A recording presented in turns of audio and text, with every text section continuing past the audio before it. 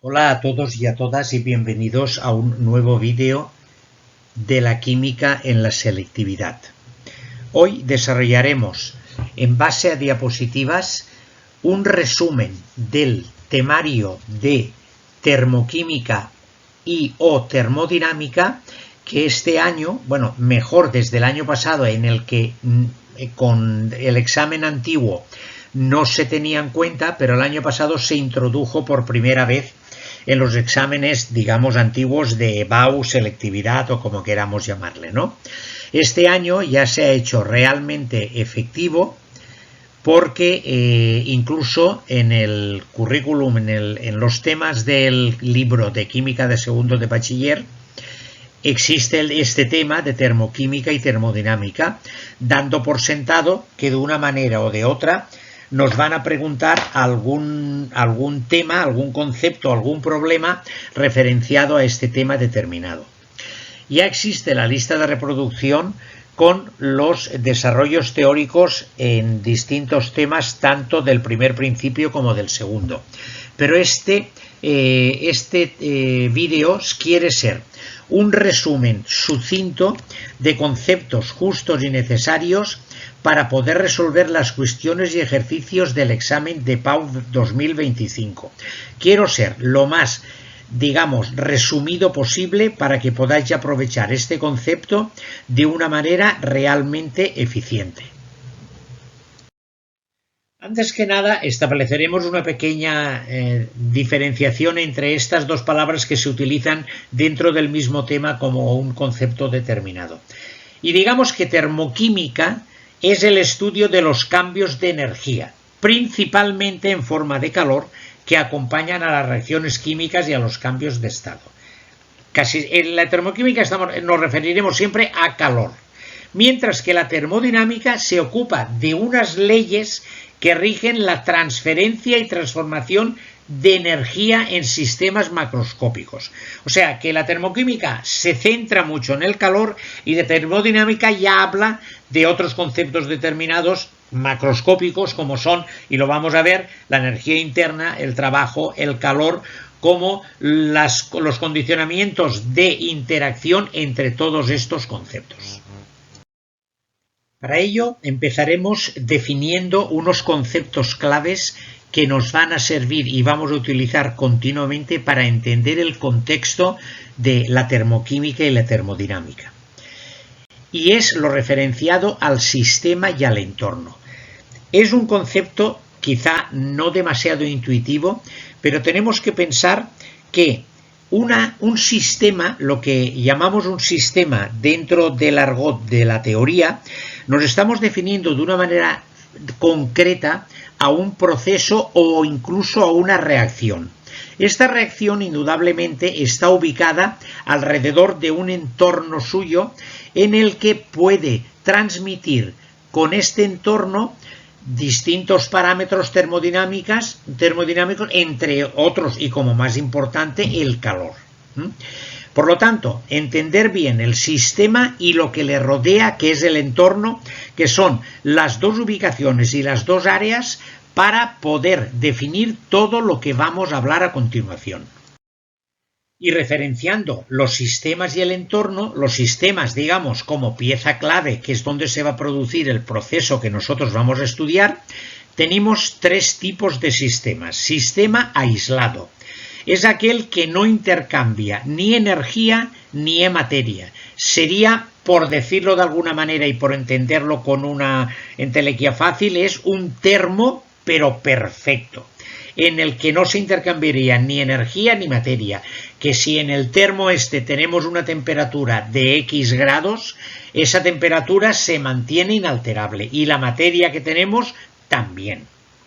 Cerrado, el segundo sistema, es un sistema que intercambia energía pero no materia. Por ejemplo, la olla a presión o una botella de agua en la nevera bien cerrada. Lógicamente, estos dos ejemplos de sistemas intercambian energía porque el calor tanto se transmite de fuera a dentro como de dentro a fuera, pero la materia se mantiene inalterable. Quiero decir, la olla a presión tú le tienes que dar calor lógicamente estás aportando, hay un intercambio de energía, pero sin embargo la materia que hay dentro se mantiene intacta porque la olla a presión está cerrada herméticamente. Una botella de agua, como un ejemplo más simple, es que tú sacas una botella de agua de la nevera fría. ¿Qué ocurre? Que al rato esa botella de agua ya no está tan fría porque ha habido un intercambio de energía. Pero sin embargo, si tú la botella de agua no la has abierto, la materia se mantiene inalterable dentro de la botella. Creo que se entiende perfectamente. Y abierto, pues es un sistema que intercambia tanto energía como materia.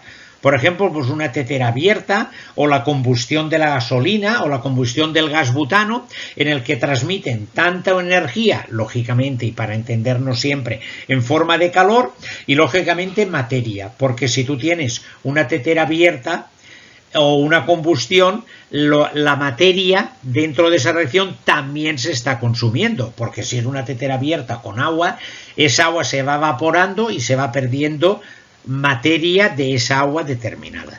Estos son los tres tipos de sistemas. Otro concepto clave dentro de los tipos de transformaciones o de reacciones o de procesos, tenemos las transformaciones reversibles y las transformaciones irreversibles. La reversible es aquella que se realiza a través de una sucesión continua de estados de equilibrio, digamos, cuasi instantáneos, de manera que en cualquier instante se puede invertir el sentido del proceso y hacerlo evolucionar a situaciones anteriores. Normalmente este concepto de reversibilidad se da en química en muchos aspectos, porque cuando estudiemos equilibrios químicos el concepto de reversibilidad estará perfectamente establecido e indicado. Pero sin embargo, la mayoría de las transformaciones en la naturaleza son irreversibles, y es cuando las modificaciones que experimenta el sistema no son de equilibrio y por tanto no pueden volver a la situación anterior. Por ejemplo, un gas que se encuentra en un sistema aislado, por ejemplo, veremos este ejemplo cuando hablemos del segundo principio, un gas que se encuentra en un departamento, en un sistema aislado, y que ese departamento abramos una compuerta y se expanda a todo el volumen que tenga ese sistema determinado. Lógicamente, ese gas no podremos volver a la situación inicial, si no aportamos realmente circunstancias muy específicas. Por lo tanto, este será un sistema irreversible. Seguimos con los conceptos claves. Variables termodinámicas. Esto es muy importante entenderlo porque es en lo que se basa todo el concepto, tanto de entalpía como de entropía. Se llama variable de estado cuando son capaces de describir el estado del sistema material en cada momento. O sea, la presión, el volumen y la temperatura de algo, de un sistema, pues está en el momento en que no haya ninguna interacción, una presión fija, tendrá un volumen fijo y una temperatura fija. Estas serán las variables de estado. Y las funciones de estado se llaman así y son muy importantes, sobre todo su concepto, porque su valor depende exclusivamente del estado del sistema en cada momento, con independencia de los procesos intermedios que haya podido realizar el sistema hasta conseguir su situación actual. O sea que cuando nosotros medimos experimentalmente tanto un valor de entalpía como un valor de entropía, tendremos que tener en cuenta que estamos valorando un incremento, o sea, un dato del final menos un dato del principio, pero no tendremos en cuenta los pasos intermedios o los procesos que se dan para tenerlo de una manera determinada al final del proceso. Repito, función de estado solo depende del estado final y del estado inicial. Ampliando un poco este concepto, veis, os pongo ahí un diagramita, un grafiquito en el que especifico simplemente lo que he querido decir de una variable termodinámica o función de estado. O sea, tenemos un dato inicial y un dato final. Pero a ese dato inicial o final se puede llegar por varios caminos. Por esos caminos nosotros no nos interesan en el buen sentido químico de la palabra, sino que obviamos esa parametrización de este tema para obtener solo el estado inicial y el estado final. O sea, si el sistema evoluciona desde una situación inicial a una final, a variación numérica, la variación numérica de una magnitud que sea función de estado será independiente del proceso experimental del sistema durante este tiempo. Tan solo dependerá de la diferencia que haya entre el valor final y el valor inicial. Esto ocurre con la energía interna, con la entalpía, con la entropía, con el volumen, con la presión y la temperatura y otros posiblemente que ahora mismo no tengamos planteados. Siguiendo con los conceptos claves, este concepto también es muy importante porque cuesta a veces algo de entender. Cuando definimos la energía interna de un sistema, de un proceso, tenemos que tener en cuenta, y ahora después cuando veremos las fórmulas del primer principio, que es la energía que realmente nosotros tenemos que manejar dentro de la termoquímica. Y no deja de ser esta energía interna la suma de todas las formas de energía de las partículas que componen un sistema, que hay, no voy a decir infinitas, pero hay muchísimas. Hablamos de energías cinéticas, de energías electrostáticas, de energías nucleares, de energías y fuerzas inter y intramoleculares, y toda esa suma sería la energía interna. Pero para nuestra comprobación y estudio del primer sistema, veréis que la energía interna la vamos a tipificar con dos aspectos determinados que son el calor y el trabajo. Pero entendamos el concepto. Energía interna es la suma de todas las formas de energía de las partículas que componen un sistema. Ya nos adentramos, repito, a nivel de resumen a la primera ley de la termodinámica. Hasta ahora hablábamos de calor, de transferencia de calor y de energía, un poco conceptos termoquímicos, pero que al final acabamos en el tema termodinámico, que es el que nos interesa. La primera ley de la termodinámica establece que la energía no se crea ni se destruye, solamente se transforma. Esta fórmula indudablemente también tiene su acepción en otros aspectos científicos como en la física y en el concepto de trabajo y de energía dentro de la física. Por otra parte, el primer principio informa sobre los intercambios energéticos que tienen lugar entre un sistema y su entorno. Lo que puede ocurrir entre ellos nos dará unas definiciones de cómo se comportarán tanto el sistema como el entorno. Y como fórmula resumida o resumen de la primera ley de la termodinámica, decimos que en un proceso químico indica que la variación, el triangulito, que significa un incremento, la variación de energía interna U de un sistema, es igual al calor desprendido o absorbido por el sistema más el trabajo realizado por el sistema o sobre el sistema. O sea que, digamos, lo que hablábamos antes, que la variación de energía interna para nuestro estudio termodinámico lo vamos a centrar en dos aspectos que son el calor y el trabajo.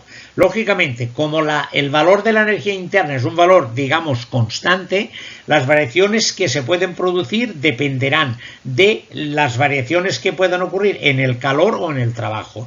Si el calor aumenta, el trabajo disminuirá, y si el trabajo aumenta, el calor disminuirá. Estos calores pueden ser dentro del sistema y del entorno con un proceso de signos que ahora definiremos, tanto del entorno al sistema como del sistema al entorno, tanto hablando de calor o tanto hablando de trabajo. Lo más habitual es que en los procesos físicos y químicos se realicen en recipientes abiertos y a presión atmosférica que la podemos considerar constante. Para expresar la transferencia de calor que tiene lugar entre el sistema y el entorno en procesos a presión constante, se suele utilizar la magnitud de entalpía representada por la letra H y el valor de la cual viene dado por H igual a U más P por V.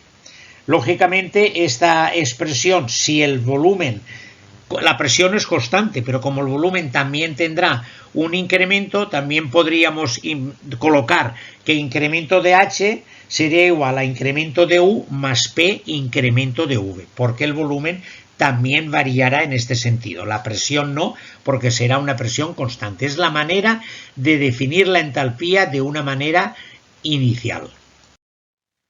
Y como os decía, ya considerando, digamos, la definición de entalpía a presión constante, aquí está perfectamente establecida como un incremento de H es igual a un incremento de U más P por un incremento de V, que serán los tres parámetros en que se considerarán, digamos, variaciones iniciales y finales. Pero quiero establecer en esta formulita también que de la fórmula de los gases, si nosotros establecemos que P por V es igual a nRT, obtenemos, digamos, utilizando variaciones o incrementos, que P por incremento de V, siendo P a presión constante, por lo tanto P no ha lugar a ningún incremento porque se mantendrá constante, será igual al incremento de N del número de moles por R y por T, de donde podríamos establecer otra expresión de la definición de entalpía, como que el incremento de entalpía es igual al incremento de energía interna más el incremento del número de moles por R y por T, cambiando la variación de volumen por la variación de moles con dos establecimientos determinados para analizar y estudiar la variación de entalpía. Esta diapositiva es no la más importante, pero una diapositiva relevante dentro de los conceptos claves que estamos comentando, porque el criterio de signos, que no deja de ser un criterio, es importante primero por la conceptualización de lo que ocurre y en segundo lugar para poder interpretar con estos signos los cálculos numéricos que normalmente nos definen aritméticamente el resultado, pero el final, el cálculo final, si es de un signo o de otro signo, nos dice realmente qué tipo de reacción estamos produciendo en ese momento. Por lo tanto, tenemos que considerar que tenemos el sistema y fuera del sistema el entorno. Ellos dos van a interaccionar entre ellos para que se produzca el proceso, la transformación o la reacción dentro del sistema de un modo u otro. Hay un criterio que es este que tenemos en la diapositiva, pero quiero plantear una regla mnemotécnica que dentro de que podría aparentar un poquito simplista, pero yo creo que es bastante buena para que podamos relacionarnos nuestro concepto con los signos, con el positivo, con el negativo, dependiendo de las circunstancias para cada una de ellas. Imaginémonos, dice la regla mnemotécnica, que el sistema, la reacción o la transformación es eminentemente egoísta. Por lo tanto, si la reacción es eminentemente egoísta, cuando hablamos del tema de calor, porque vamos a hablar de calor y de trabajo, cuando hablamos del tema de calor, puede ocurrir que haya un calor absorbido, que yo absorba calor, la reacción, que a mí me den calor. Por lo tanto, como yo soy muy egoísta, si me dan calor, para mí me viene estupendo. Por lo tanto, será una acción positiva y el calor, el signo del calor absorbido, será positivo. Si cedo calor, como realmente yo me considero un ente egoísta, pues a un egoísta dar le viene siempre mal. Por lo tanto, para la reacción será un concepto negativo y por lo tanto el calor será negativo. Este concepto se centra mucho en el sistema importante de que tenemos que definir lo que acabamos de decir, en qué tipo de reacciones nos estamos planteando en el tema calor. Si estamos hablando de que la reacción ha absorbido calor, estaremos hablando de una reacción endotérmica. Por lo tanto, las reacciones endotérmicas tienen calor positivo, que al final de las leyes de la termodinámica estaremos hablando de entalpía positiva, que es muy importante para la realización de los problemas, no ahora, sino incluso en temas posteriores. Y la cesión de calor nos define una reacción exotérmica. Por lo tanto, una reacción exotérmica tiene un calor negativo o una entalpía negativa. Respecto al trabajo tenemos el mismo planteamiento. Si a mí, imaginémonos un émbolo con un gas dentro y con un volumen y una presión. Realmente, si yo, sistema, a mí me hacen un trabajo de compresión desde fuera, el émbolo me lo bajan, aumentan la presión, disminuye el volumen, pero me están haciendo un trabajo desde fuera, como yo no estoy utilizando ningún recurso mío, a mí me vendrá bien y por lo tanto el trabajo será positivo. Pero si el sistema lo tengo que hacer yo, sistema, reacción, transformación, en ese momento yo estoy utilizando recursos míos, porque para haber una expansión yo tengo que recurrir a recursos míos del sistema para poder realizar ese sistema de expansión y, digamos, disminuir la presión para aumentar el volumen. Por lo tanto, como estoy haciendo yo un trabajo, pues para mí será negativo esa acción determinada. Parece un poco simple, pero realmente es bastante elocuente a la hora de acordarnos. Por lo tanto, calor absorbido Q mayor que 0, calor cedido Q menor que 0. Trabajo sobre el sistema es mayor que 0, trabajo por el sistema es menor que 0. Pues bien, con estos signos vamos a continuar con los conceptos claves y recordar que este criterio es muy importante para otros menesteres. Avanzando en los conceptos, ya nos metemos un poco a nivel práctico para, digamos, los recursos para la resolución de los problemas. Tenemos una reacción donde hay reactivos y productos, A más B para dar C más D. Pues esta formulita que dice que el valor del incremento de la variación de la entalpía R de reacción es el sumatorio de las entalpías de los productos menos el sumatorio de las entalpías de los reactivos, teniendo siempre en cuenta que los valores serán determinados y nos lo darán, pero un aspecto que no lo he escrito pero os lo cuento, que es que cuando estamos hablando de moléculas diatómicas o átomos, las entalpías que siempre son de formación de productos o reactivos, valdrá 0. O sea, y los valores que no sean 0 nos lo darán.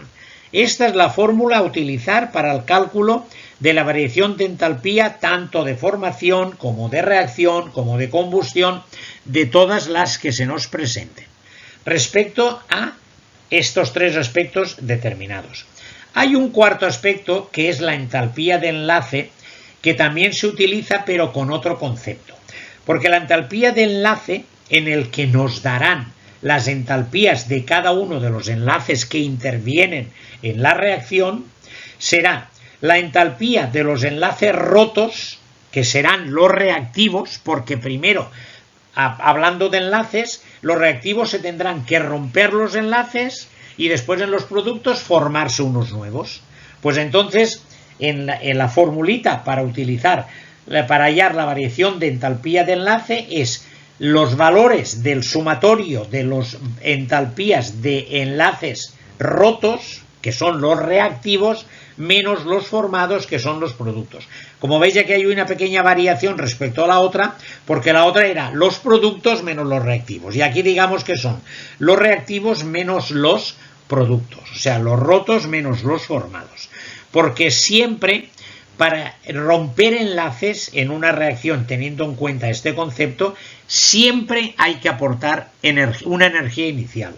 Y una vez que se rompen los enlaces, ellos solos por su cuenta ya siguen la reacción, acabándose de romper y formando los nuevos para llegar a la reacción y al sistema y al proceso establecido. Quería observar estas dos definiciones para tenerlo claro, pero estas formulitas son las que se utilizan siempre y recurrentemente en los problemas de entalpía.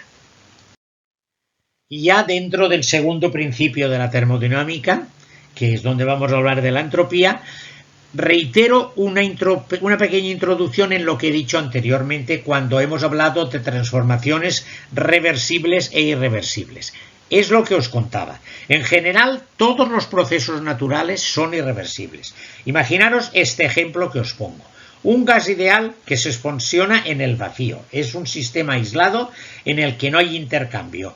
Si nosotros inicialmente tenemos todo el gas en un departamento y abrimos la espita y se nos va a todo el volumen que tiene para ocupar, indudablemente ese proceso, que es además espontáneo, porque nadie le da recursos para que se haga, se hace de una manera espontánea, pero una vez que ya ha ocupado todo el volumen, una vez abierta la espita o el grifo o lo que quieras llamarle, ya este proceso no se puede volver al estado inicial.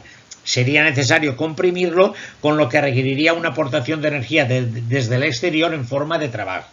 Pero realmente esto es una definición muy clara de proceso irreversible. Una vez realizado el proceso, es, digamos, imposible volverlo a colocar en el sitio sin utilizar recursos, digamos, extraordinarios. A nivel natural eso sería imposible y definiríamos bien el concepto de irreversibilidad. Este segundo principio y definición de entropía conceptualiza este concepto, que a ver si me sale bien. Esta ley indica que en un proceso espontáneo la entropía del universo siempre aumenta. Y antes de definir la fórmula, os contaré un ejemplo que aprendí en el que se define perfectamente el condicionamiento de que la entropía o el universo, siendo el universo lo que hay fuera del entorno y fuera del sistema, ¿me explico? O sea, generalizando todo el concepto determinado, hay un concepto que especifica bien el tema. Imaginémonos una fiesta, digamos, intermundial o interespacial. Una fiesta en donde inicialmente está todo ordenado, todas las bebidas, los platos, las comidas, los cubiertos, todo. Y la fiesta empieza. Va a ser una fiesta eterna. No va a terminar nunca. ¿Qué va a ocurrir con esa fiesta? Desde el principio y desde esa ordenación, el desorden comenzará y cada vez irá más en aumento. Esa fiesta será eterna. Luego, ¿qué pasará con la naturaleza? Entendiendo que la naturaleza es esa fiesta, que irá tendiendo siempre al desorden, a más desorden, y por lo tanto, entendiendo que la entropía es una medida del desorden o la aleatoriedad del sistema, la entropía, como os he contado en este ejemplo de la fiesta, siempre aumentará. La entropía del universo siempre aumentará. Pero esta entropía del universo estará definida como la entropía del sistema más la entropía del entorno. Porque si tenemos que considerar que la entropía del universo tiene que ser positiva, pueden haber interacciones entre la entropía del sistema y la entropía del entorno, pero igual que con el calor y el trabajo, entre ellas van a interaccionar, porque si una gana será a costa de que la otra pierda. O si una pierde, será a costa de que la otra gana, manteniendo un equilibrio con este sentido de que la entropía del universo siempre es positiva, en el sentido de que siempre habrá desorden continuo.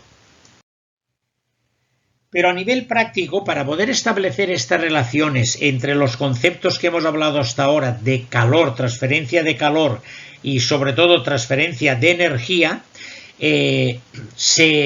Gibbs determinó una ecuación que era una energía que inicialmente incluso se llegó a llamar entalpía libre de Gibbs, pero después se restableció como la palabra energía para generalizar más el concepto, y decía que este concepto surge por la necesidad de predecir la espontaneidad de un proceso a temperatura y presión constantes, en un momento determinado. Y decimos que el incremento de la energía libre de Gibbs denominada por G es igual al incremento de la entalpía menos T por incremento de la entropía.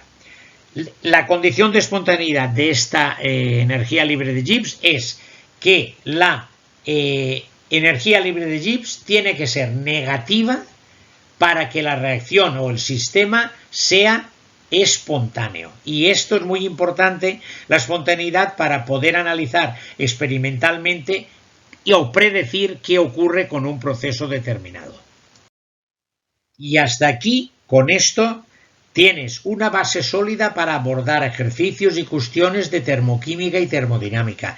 No he querido extenderme en más cosas porque tenéis en la lista de reproducción y en todos los vídeos que tenemos en el canal de este tema, tanto ejercicios prácticos, resúmenes teóricos, pero esto ha querido ser un resumen ahora mismo, que es posible que estéis, desarrollando este tema en vuestro centro de enseñanza, os viene bien para resumir y aplicar estos conceptos claves, estos conceptos básicos, para poder utilizarlos tanto en ejercicios como en cuestiones, como en todo el tema que nos orientan para el tema de PAU próximo del 2025 y para los siguientes, de entender los problemas desde otro aspecto determinado de un enunciado estándar.